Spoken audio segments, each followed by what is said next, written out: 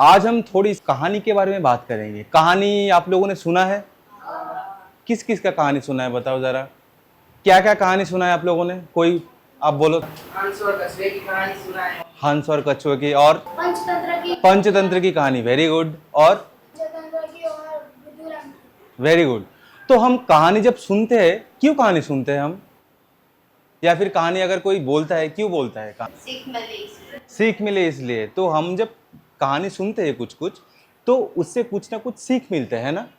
अब आप खुद के बारे में सोचो। आप जब आपके कहानी किसी को बोलते हो तो आप क्या सोचते हो, क्या सोच के बोलते हो? यानी कि अगर मैं कहूँ कि आपको किस बात के दुख है, ठीक है, आप किसी ना किसी को जाके बोलते हो, है ना। कैसे बोलते हो? अरे पता है मेरे साथ क्या हुआ, आज मैंने कुछ नहीं किया फिर भी मुझको ऐसे डांट दिया।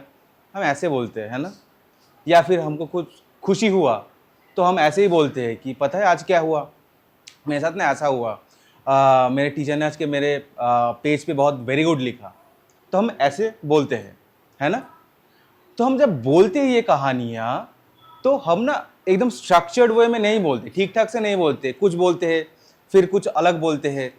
कहानी का इम्पोर्टेंस ये है कि जब हम कोई कहानी बोलते हैं तो एक तो है हमारा इमोशन एक्सप्रेस करने के लिए, हम हमारे मन में जो भावना है वो ठीक ठाक से हम किसी को कह पाते हैं, इसलिए हम कहते हैं, ठीक है।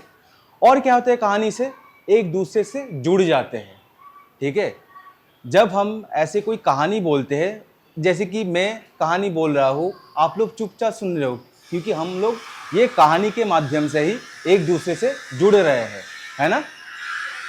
और क्या है, पॉजिटिव इमोशन। हम जब ऐसे कहानी बोलते हैं तो आपने बोला ना कि हमको सीख मिलता है। ये जो पॉजिटिव इमोशन, कुछ सीख को मिलता है हमको, ठीक है। कछुए हंस की कहानी या फिर पंचतंत्र की कोई भी आप अगर स्टोरी उठा लो, कुछ सीख मिलता है, ठीक है। अंत में जब सब ठीक ठाक हो जाते हैं तो हमको बहुत अच्छा लगता है वो कहानी सुन के। जब हम कोई अपना कहानी किसी के साथ शेयर करते हैं, तब क्या होता है कि किसी और के जब हम कहानी सुनते हैं ना, तो हमें कहीं ना कहीं लगता है कि अच्छा हम भी कर सकते हैं। जैसे कि ओलंपिक्स में नीरज चोपड़ा ने क्या जीता है? सिल्वर मेडल जीता है। किस लिए जीता है? तो स्टोरी टेलिंग के कुछ कुछ नियम होते हैं, कैसे एक कहानी को बहुत अच्छे से बना सकते हैं, ठीक है। जैसे कि बहुत सारे शिक्षक ऐसे होते हैं कि हम बोलते हैं ना कि अरे मज़ा नहीं आ रहा है, बहुत बोरिंग लग रहा है मुझको, हम बोलते हैं ना ऐसा, है ना। बहुत सारे टीचर ऐसे भी होते हैं, ऐसे पढ़ाते हैं कि आपको लगे कि ठीक है मैं बैठा रहता हूँ चुपचाप सुनता हूँ कि क्या क्या पढ़ा रहे हैं, ऐसे भी होता है, ठीक है। तो ये अंतर जो है, तो वही बेसिक अंतर है कि कौन कैसे एक कहानी बोल रहा है, ठीक है। तो आप भी ऐसे एक कहानीकार बन सकते हो अगर कुछ कुछ नियम अगर फॉलो आप करते हो, ठीक है। तो अगर एक अच्छा स्टोरी बोलना है तो कुछ कुछ चीज आपको दिमाग में रखना होगा, ठीक है। एक तो एक एलिमेंट्स, तत्व, कि एक कहानी में क्या क्या तत्व है। आपने जब बोला कि हंस और कछुआ का स्टोरी, तो उसमें कौन कौन सा तत्व था, कौन कौन सा एलिमेंट था? हंस, कछुआ, ठीक है, एक तालाब भी था, है ना।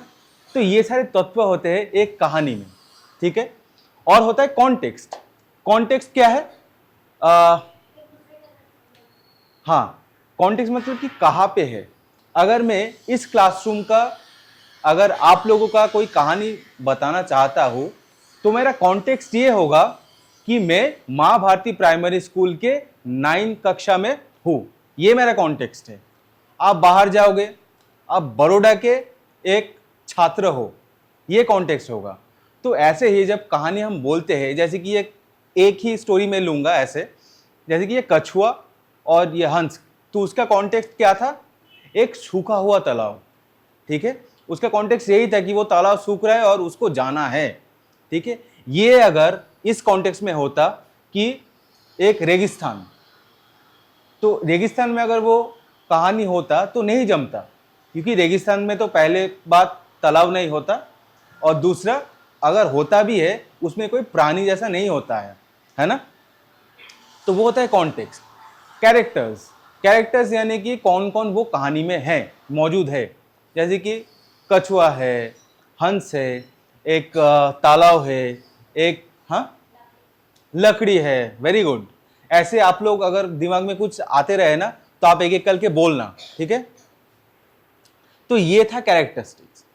अब जब हम कोई स्टोरी बोलते हैं तो स्टोरी के माध्यम से क्या होता है, हम एक पिक्चर बना लेते हैं, ठीक है। मैं अगर बोलूं कि एक बड़ा सा जंगल था, जंगल के बीचों बीच एक मंदिर था। आप 1 मिनट के लिए आंख बंद करो, करो आंख बंद करो। क्या दिख रहा है? और उस मंदिर पे एक बूढ़ा बाबा बैठता था। क्या दिख रहा है? क्या दिख रहा है? आंख खोलो। क्या दिखा? कौन शेयर करना चाहेगा? बताओ। हाँ, वैसे ही दिखेगा। अच्छा, जो बूढ़ा बाबा दिखा तो उसका जो वस्त्र था तो वो किस कलर का था? व्हाइट कलर का। देखा, आप लोगों ने इमेजिन कर लिया है ना। आप लोगों ने इमेजिन कर लिया कि उसका अगर बूढ़ा है, ऐसे घने जंगल में बैठा है, तो कहीं ना कहीं उसका वस्त्र ऐसे व्हाइट ही होगा, है ना। तो वही है मेंटल पिक्चर कि हम कैसे सोचते हैं, ठीक है। चलो, अब होता है कोई कहानी में एक कॉन्फ्लिक्ट आते हैं। कॉन्फ्लिक्ट मतलब कि एक पॉइंट ऐसे आएगा कि आप सोच में लग जाओगी कि अब क्या होगा।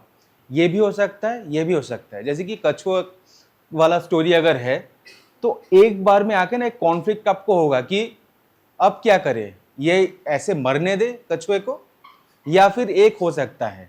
तो जब कोई ढूंढ रहा है कि कैसे ये कछुआ को बचा सकता है, आप भी ना उसके साथ साथ ढूंढने लगते हो कि क्या क्या रह सकता है। तो उन्होंने चट से देखा कि एक लकड़ी है, ठीक है। तो लकड़ी देखने के बाद आप लोगों के समझ में आया, ठीक है, तो 2 हंस अगर है तो फिर लकड़ी को ऐसे ही हम ले जा सकते हैं। तो आप स्टोरी के साथ साथ खुद का दिमाग भी लगाते हो।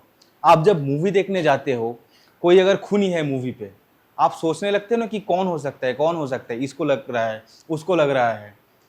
तो ये है कहानी का वो मेंटल पिक्चर। एक कॉन्फ्लिक्ट होता है, ठीक है, एक कॉन्फ्लिक्ट पॉइंट होता है।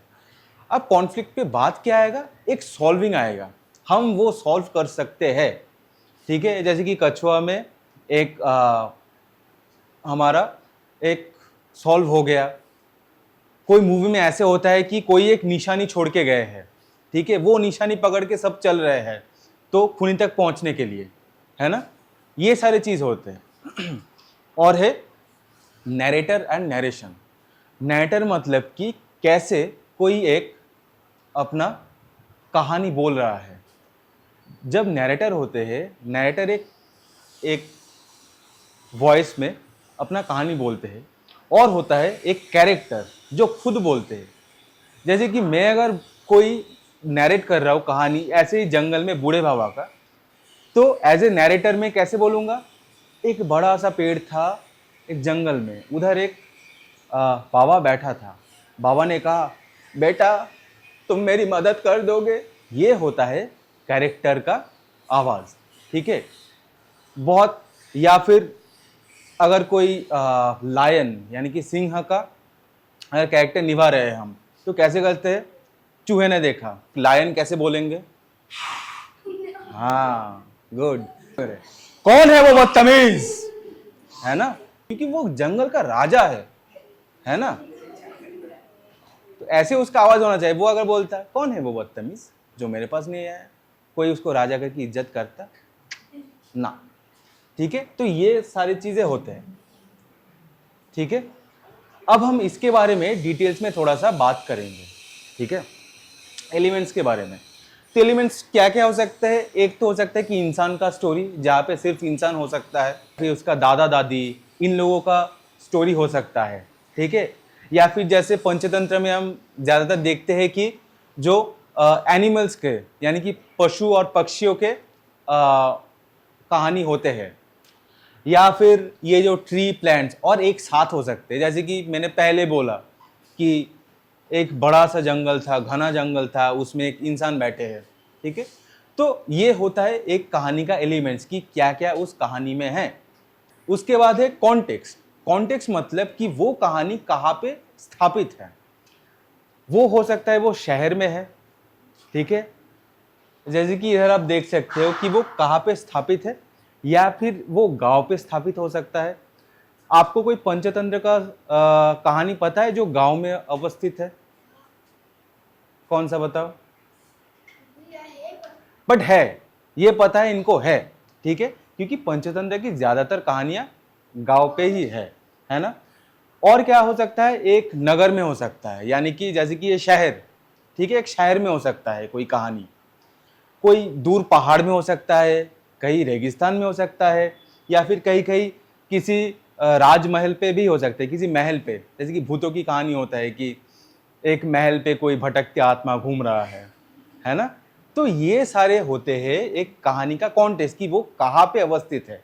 जैसे कि एक साथ भी हो सकता है, ये जो महल है, ये महल एक गांव में भी हो सकता है, एक शहर में भी, शहर के बीचों बीच भी हो सकता है ना, रेगिस्तान में भी हो सकता है। तो अगर हम कोई कहानी बोल रहे हैं तो हमारे जो कहानी है तो एक कॉन्टेक्स्ट में उसको डालना जरूरी होता है, ठीक है। चलो उसके बाद है कौन कौन से कैरेक्टर्स हैं हमारे, चरित्र, है ना। जैसे कि हमने बात किया था कि हंस एक चरित्र है ना, कछुआ एक चरित्र है, और कोई पंचतंत्र के स्टोरी अगर है जो सिंह और जो मूषिक के जो स्टोरी है, वहाँ पर लायन एक कैरेक्टर है, उसके बाद रैट एक कैरेक्टर है, ठीक है। तो ये सारे कैरेक्टर हो सकते हैं। अब जैसे कि पहले हमने देखा था कि एक अगर राजमहल का कोई कहानी है तो उस पर क्या होगा, एक राजा होगा ही। और क्या क्या कैरेक्टर्स हो सकते हैं, कोई भगवान का कैरेक्टर हो सकता है। आप जो कहानी बोलना चाहते हो वो कहानी का किरदार आप क्रिएट कर सकते हो। उसके बाद है जो मेंटल पिक्चर, हमने जैसे कि बात किया था। तो इस कहानी के अगर कोई चीज एक उठा ले, हमने ये जो तस्वीरें हैं, ये तस्वीर से ही हमने कुछ कुछ तस्वीर उठा लिया, ठीक है। तो देखो मैंने कुछ लिखा है।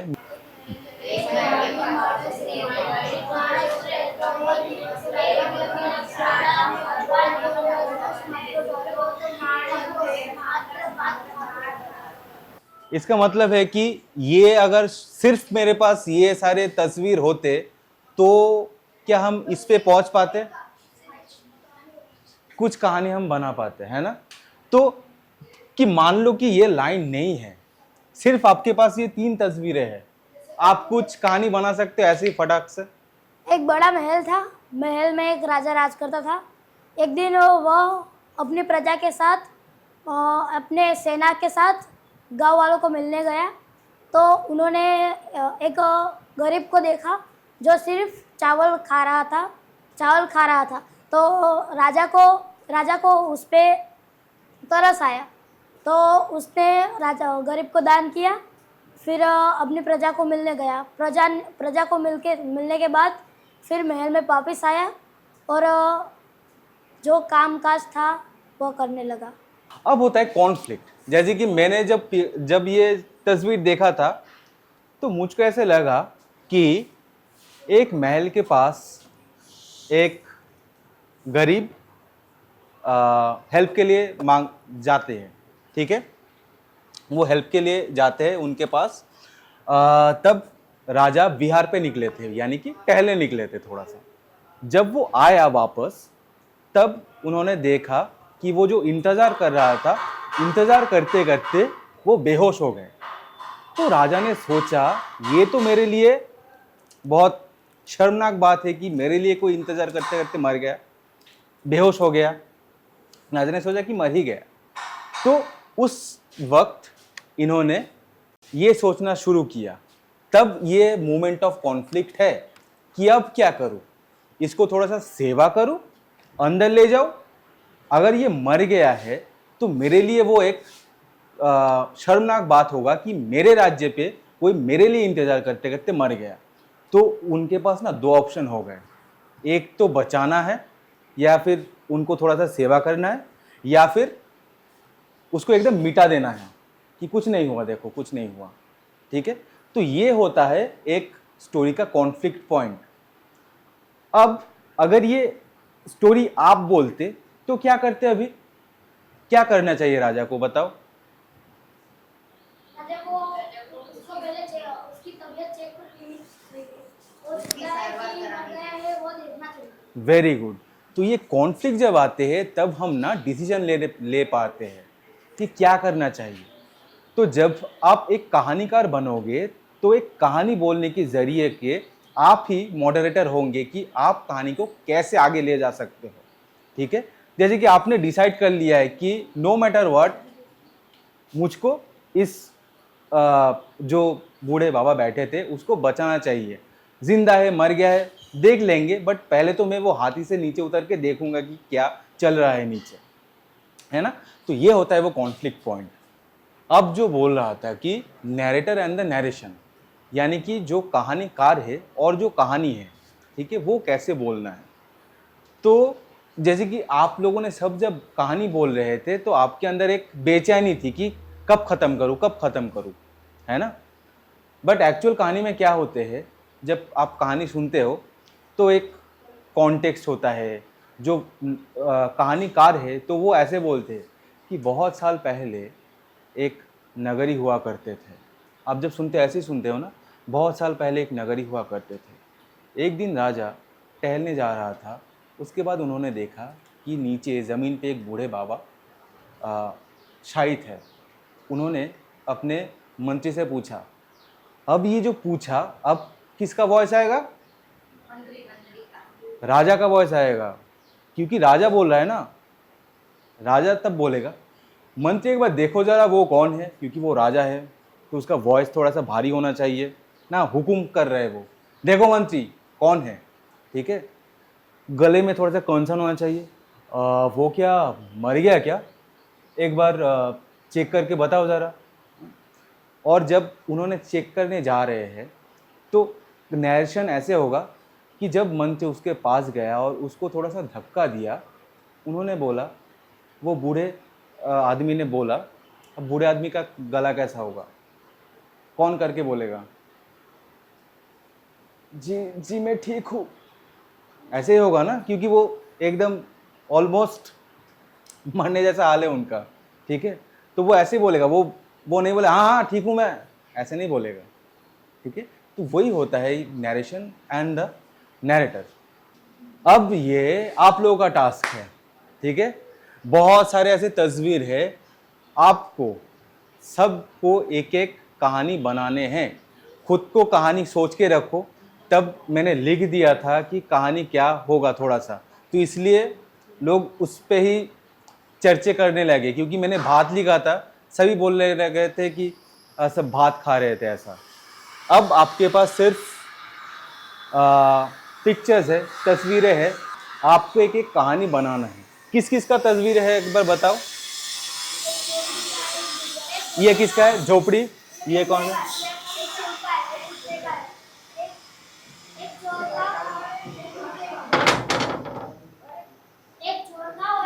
ये हॉस्पिटल का, हाँ ठीक है, 5 मिनट है, हाँ ज़्यादा टाइम लेंगे तो आप ज़्यादा उलझ जाओगे, 5 मिनट सही रहेगा, है ना, सोचने के लिए।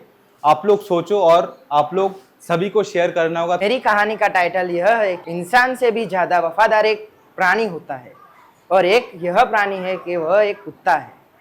एक दिन एक इंसान अपने कुत्ते के साथ एयरपोर्ट जाता है, और वह अपने कुत्ते को छोड़ के विदेश जाने वाला है, और वह प्लेन में बैठता है। वह इंसान अपने एक बॉडीगार्ड को कहता है कि यह कुत्ते को अपने घर ले जा। वह कुत्ता नहीं जाता और उस इंसान को काट लेता है। वह कुत्ता वहीं पर एयरपोर्ट पर उसके मालिक का इंतज़ार करता है। जब तक उसका मालिक नहीं आता वह वहीं पर खड़ा रहता है। वह बहुत दिन के 5-6 दिन जाते हैं, पर वह कुत्ता कुछ खाता भी नहीं है, कुछ पीता भी नहीं है। वह कुत्ता वहीं पे खड़ा रहता है। 2-3 साल बाद उसका मालिक वापिस आता है। तब उसने देखा है कि मेरा कुत्ता यहीं पे खड़ा है और वह बहुत स्वास्थ्य से गंभीर है। फिर वह उसको હોસ્પિટલ में ले जाता है। મારું નામ પરેશ છે, હું ધોરણ 9માં અભ્યાસ કરું છું। આજે હું તમને વાર્તા કહેવાનું છું, તેનું નામ છે બધા માણસો એકજવા નથી હોતા। એક ગામ, નાનકડું ગામ હતું। ગામમાં એક ઝોપડી હતી।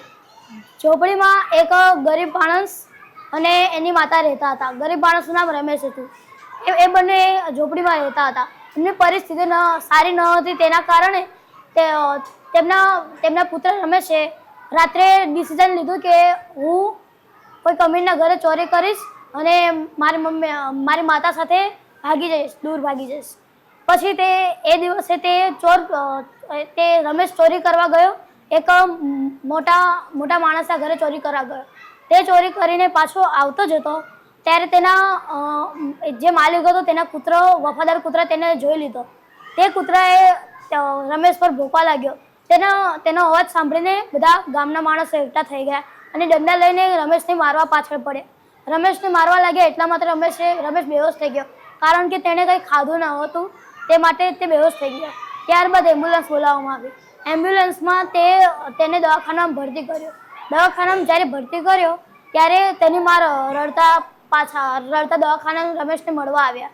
ત્યારે જે ઘરે જે રમેશ ચોરી કરતો હતો તે ઘરનો માલિક આવ્યો અને જે રમેશનો ઈલાજ હતો તેની પરિસ્થિતિના બારામાં જાણીને અને જે તેની પરિસ્થિતિના લીધે તેને સારી સહાયતા આપી અને તેને ઈલાજનો ખર્ચો પોતા પર ઉઠાવ્યો અને તેમને પૈસા આપ્યા અને તેમને સારી રીતે સારું ઘર બનાવી આપ્યું અને ત્યાં રહેવા દીધા. નમસ્કાર, મારું નામ છે મારું તોરણ. હું ધોરણ 9માં અભ્યાસ કરું છું. એક મોટું જંગલ હતું, તેમાં એક નાની અમથી ઝૂંપડી હતી. તેમાં એક દાદીમા અને કૂતરો રહેતા હતા. એક દિવસ દાદીમાએ કહ્યું કે હું આજે થોડો સામાન લઈ આવું, ઘરમાં સામાન નથી. તો કૂતરાએ કીધું હા. તો પછી કે ના પહેલાં મેં લાકડા લઈ આવું પછી જઈશ. એટલી વારમાં દાદીમા કૂતરાને કીધું ચાલ તું મારી જોડે. પછી દાદીમા અને કૂતરો બંને લાકડા લેવા ગયા. એટલી વારમાં ચોર ઘરમાં આવીને એમના પૈસા લઈ ગયા. પછી દાદીમા પાછા આવ્યા તો એમને કહ્યું કે અરે દાદીમા ટેન્શનમાં આવી ગયા કે હવે મેં શું લાવીશ, પૈસા મારા હતા એ તો ચોર લઈ ગયા, હવે મેં શું લાવીશ સામાન, એવું કરીને ટેન્શનમાં આવી ગયા. કૂતરો વફાદાર હતો તો કૂતરાએ જલ્દીથી કોઈને 2 માણસને બોલાવી લાવ્યો અને દાદીમાને હોસ્પિટલ લઈ ગયા. કેમ કે દાદીમા ટેન્શનમાં આવી ગયા હતા અને એમને થોડું ચક્કર જેવું આવી ગયું હતું, કેમ કે એમની પાસે પૈસા હતા એ તો ચોર લઈ ગયા હતા. પછી દાદીમાને કૂતરો 2 માણસને બોલાવી લાવ્યો હતો. એ 2 માણસ છે ને દાદીમાને દવાખાને લઈ ગયા અને डॉक्टर दादीमानी सारवार करवा लगे. बहुत अच्छा कहानियाँ बोले. मैंने जैसे सोच के रखा था ये सारे तस्वीरें, आपने इससे भी अच्छा कहानी आप लोगों ने सबने बनाया है. I am really very grateful. ज़ोरदार तालियां खुद लोगों के लिए. हाँ, बहुत अच्छा काम किया है आप लोगों ने. तो ऐसे ही जब आप कोई कहानी बोलोगे तो जब मानसिक स्वास्थ्य के बारे में आप जब बोलोगे, ठीक ऐसे ही आप किसी को बताओगे कि अगर कोई प्रॉब्लम हो रहा है जीवन में तो ठीक ठाक से स्ट्रक्चर्ड वे में आपको बोलना चाहिए. अगर आप ठीक ठाक से आपका जो मन में चल रहा है वो अगर बोल सकते हो किसी को, तो जो आपको सलूशन देगा वो भी ठीक ठाक से ही दे पाएगा. नहीं तो आप थोड़ा सा ये बोलोगे, थोड़ा सा ये बोलोगे, थोड़ा सा उनको समझ भी नहीं आएगा कि आप क्या बोलना चाह रहे हो. ठीक है. और ऐसे ही जब आप कोई प्रॉब्लम से गुजर रहे हैं तो ऐसे ही कोई कहानी को याद आप कीजिएगा जहाँ पे ये सारे कॉन्फ्लिक्ट जो है, कॉन्फ्लिक्ट को रिजॉल्व करने के बाद वो लोग आगे बढ़ गया.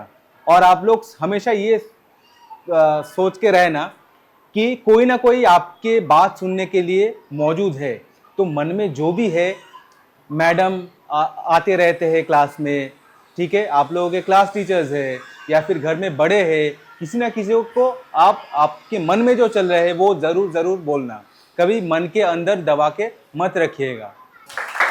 Thank you so much.